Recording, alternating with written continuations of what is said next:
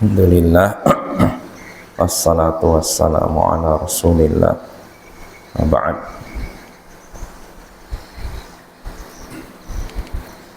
Ayyuhal ikhwah a'izzani wa a'izzakumullah.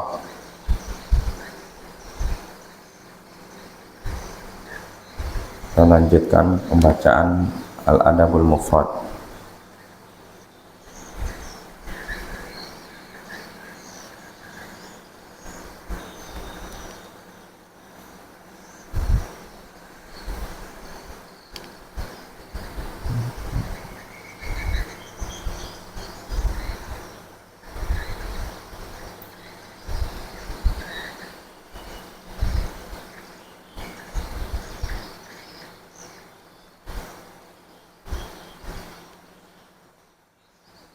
Berkata Imam Al-Bukhari rahimahullah, haddatsana Musa qala haddatsana Hammad an Muhammad ibn Amr an Abi Salamah an Abi Hurairah qala kana an-nabiy sallallahu alaihi wasallam yaqul Allahumma matti'ni bisam'i wa basari waj'alhumal waritha minni wansurni ala aduwi wa arini minhu tha'ri. Telah menceritakan pada kami Musa, ia berkata telah menceritakan pada kami Hammad, dan telah dari Muhammad bin Amr, dari Abu Salamah, dari Abu Hurairah,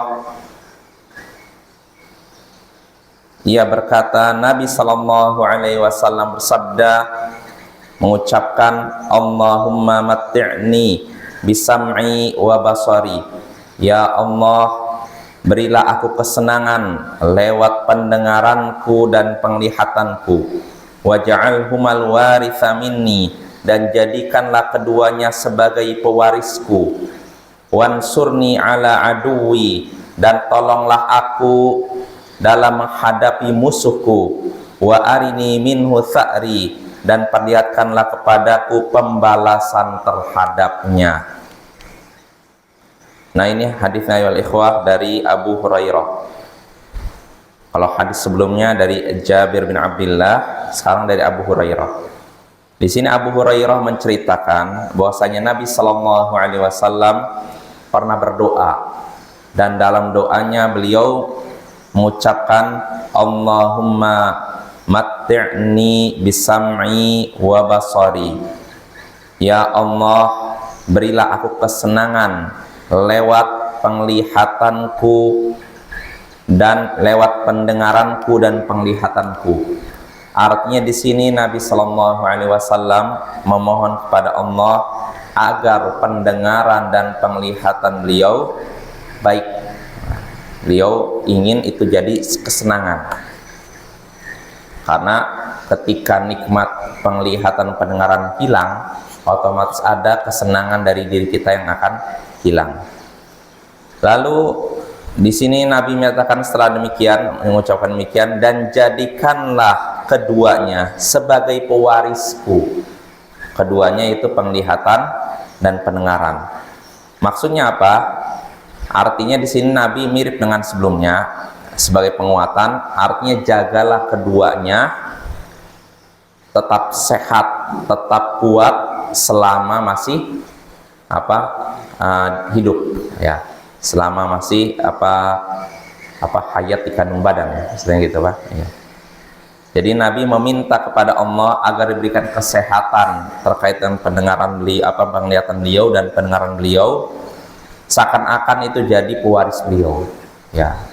Yang namanya ahli waris kan artinya orang yang menggantikan kita kan. Nah, Nabi berharap keduanya itu tetap penglihatan dan pendengaran tetap kuat, tetap sehat sampai akhir hayat. Kemudian beliau berdoa, wansurni ala aduwi, dan tolonglah aku dalam hadapi musuh-musuhku, wa arini minhu tha'ri, dan tunjukkanlah pembalasan terhadapnya kepadaku. Artinya di sini Nabi memohon kepada Allah dalam menghadapi orang-orang yang menzalimi beliau, beliau memohon kepada Allah agar dipertunjukkan kepada beliau balasan terhadap orang yang menzalimi beliau. Nah, ini termasuk bentuk keadilan dari Allah Subhanahu wa taala, ya. Jadi beliau ingin beliau ditampakkan oleh Allah, nih orang menzalimi, nih balasannya begini-begini. Sebagai bentuk keadilan Allah Subhanahu wa taala. Nah, ini makna hadisnya. Hadis ini mirip dengan hadis sebelumnya, walaupun perawi hadisnya beda. Kalau pada pertemuan sebelumnya, sahabat Nabi yang meriwayatkan hadisnya adalah Jabir bin Abdullah. Sedangkan sekarang adalah Abu Hurairah. Namun makna hadisnya mirip, ya. Makanya faidah yang bisa kita petik dari hadis ini serupa dengan hadis sebelumnya, yakni pertama, disyariatkan berdoa kepada Allah agar sehat jasmani, badan dan jasmani kita. Disyariatkan berdoa kepada Allah agar badan kita sehat. Ya Allah, berilah aku kesehatan. Ya Allah, berilah aku kekuatan. Nah, ini yang disyariatkan. Bukan berdoa, ya Allah, jadikanlah aku sakit. Jangan, ya, kita nggak boleh berdoa kepada Allah, ya Allah, berilah aku berilah aku penyakit. Ya Allah, berilah aku musibah. Jangan. Karena ketika diberikan penyakit dan musibah, belum tentu kita sabar. Kalau kita sabar, alhamdulillah, menghapus dosa, peninggi derajat. Tapi kalau udah dikasih penyakit, dikasih musibah, ternyata kita tidak bersabar, itu malah jadi dosa. Maka yang disyariatkan bukan berdoa meminta penyakit, tapi berdoa meminta kesehatan. Nah, ini faedah pertama. Faedah kedua, hadis ini menunjukkan keutamaan penglihatan dan pendengaran. Karena apa? Di sini Nabi memohon secara khusus agar diberikan kesehatan penglihatan beliau dan pendengaran beliau. Loh, bukankah organ tubuh manusia bukan cuma penglihatan, pendengaran? Iya, tapi yang paling berharga ini berharga. Karena kenapa ini dikatakan paling berharga? Karena ini mata dan pendengaran ini adalah pintu ilmu dan hidayah. Kalau misalkan ini dicabut, telinga dihilangkan, tuli, mata dibutakan, tertutuplah salah satu pintu ilmu. Walaupun bisa dapat ilmu dengan seperti sekarang braille, ya, misalnya gini, raba, bisa. Tapi itu peluangnya kecil dibandingkan kalau kita masih punya mata dan telinga, ya. Ini faedah kedua. Lalu faedah ketiga yang bisa kita petik dari hadis ini, disyariatkan mendoakan keburukan untuk orang yang menzalimi kita. Ya, sebagaimana Nabi di sini, wansurni ala aduwi, tolonglah aku ya Allah dalam hadapi musuh-musuhku. Kalau dalam riwayat sebelumnya, wansurni ala man zalamani, tolonglah aku dalam hadapi orang yang menzalimiku.